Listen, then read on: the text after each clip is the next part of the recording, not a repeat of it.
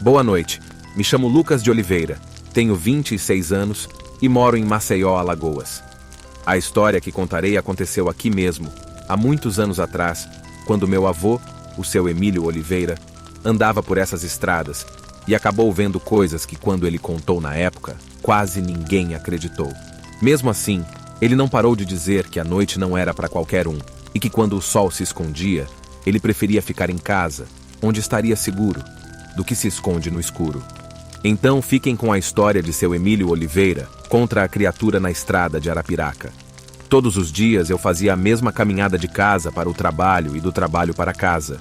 Eu morava com minha família em umas casinhas que foram construídas em um bom terreno e só entrava quem fosse da família ou nosso amigo.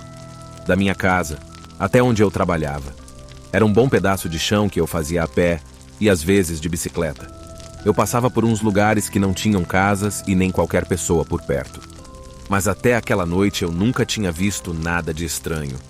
Até que em um fim de tarde, eu estava vindo pela estrada de sempre quando o vi sentado na beira do caminho. Um homem muito bem vestido que me disse assim: "Por que um homem que trabalha tanto tem que andar a pé e passar por uma estrada tão escura? Um homem como o senhor deveria andar em um bom cavalo, ou quem sabe até de carro." Eu vendo aquela situação, logo pensei que aquele homem à minha frente, na verdade era outra coisa. E sem medo falei: "Mas tem Deus no céu para me dar, que qualquer coisa que esse mundo tem a me oferecer. Se ele me deu 2 pernas e saúde, eu ando e não reclamo." O homem então me olhou zangado e falou: "Eu posso lhe dar o que você quiser. Você sabe quem eu sou?" Eu passei pelo homem andando e disse: "Não me interessa nada que eu não ganhei com meu próprio esforço." E saí caminhando. E quando olhei para trás, o homem havia sumido. Quando cheguei em casa, contei à minha mulher o que havia acontecido, e minha sogra, que era uma mulher de muita fé, logo disse: "Que o sangue de Cristo nos proteja e te proteja nos caminhos que você tem que andar, porque isso era um demônio que você viu lá na estrada." Contei o que havia dito a ele e ela falou: "Pois venha mais cedo, não deixe a noite cair e ele aparecer. Venha antes que seja noite." Eu disse que faria isso e comecei a ir e a voltar do trabalho, sempre de bicicleta. E arrumei até uma companhia vindo por outra estrada que era mais longe, só que mais segura. Até que um dia eu acabei me demorando e saindo do trabalho já quase com o sol se escondendo. Mas não fui pela estrada onde vi o demônio. Fui pela estrada que era mais longe e tinham casas pelo caminho, mas eu nem imaginava o que veria. Já era noite e eu vinha de bicicleta quando avistei de longe um homem no meio da estrada e já fui logo me benzendo. O homem tinha um andar estranho, seus joelhos dobravam quando ele dava passos, mas mesmo assim eu passei por ele. Então, quando já estava bem perto, ele falou. Mudou de caminho e eu na hora me arrepiei inteiro, que esqueci até de como continuar pedalando. Não tinha uma só parte do meu corpo que não estivesse paralisada de medo. E eu olhei para as pernas do homem e ele não tinha pés, mas cascos, como a perna de um bode. As mãos do homem tinham unhas maiores do que eu, os dedos, e ele, dessa vez, escondia o rosto e não me olhava diretamente. Como na primeira vez, eu só comecei a pedalar e não falei nada. Pedalei o mais rápido que eu pude e quando finalmente olhei para trás, só vejo aquela coisa vindo atrás de mim e eu começo a gritar por ajuda. Até que chego no portão de madeira da casa que morava. O pessoal veio correndo me acudir, mas quando olhei para trás, não havia nada. Só uma caatinga terrível de queimado, como se alguém tivesse queimado o lixo em um monturo. Depois disso, a história de um homem estranho que parava pessoas nas estradas depois que escurecia se espalhou.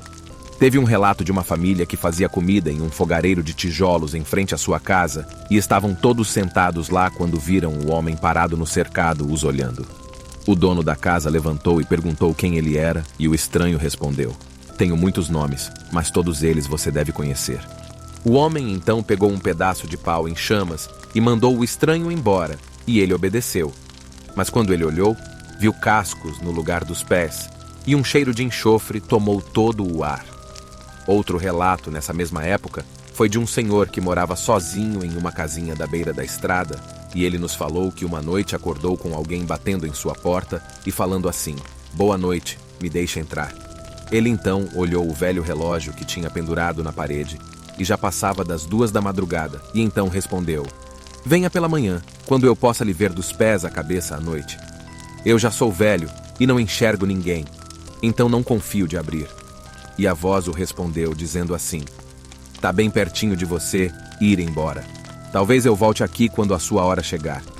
O velho, vendo que aquilo lá fora era o próprio diabo, respondeu: pois se eu tiver feito ruindade em toda a minha vida, que você venha.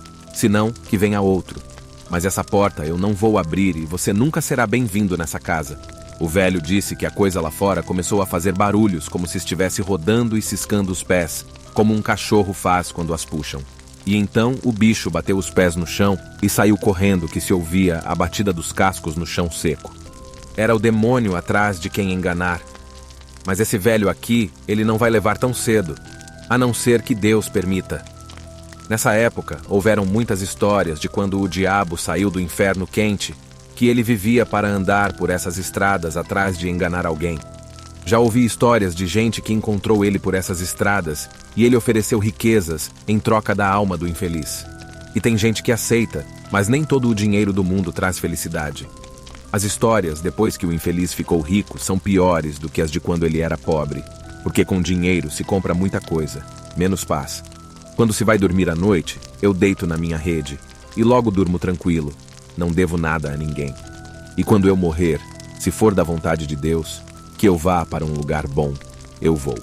Se não aceito o que vier também, mas não vou vender minha alma por nada nesse mundo, porque no fim não se leva nada. Só a consciência limpa ou suja. Boa noite.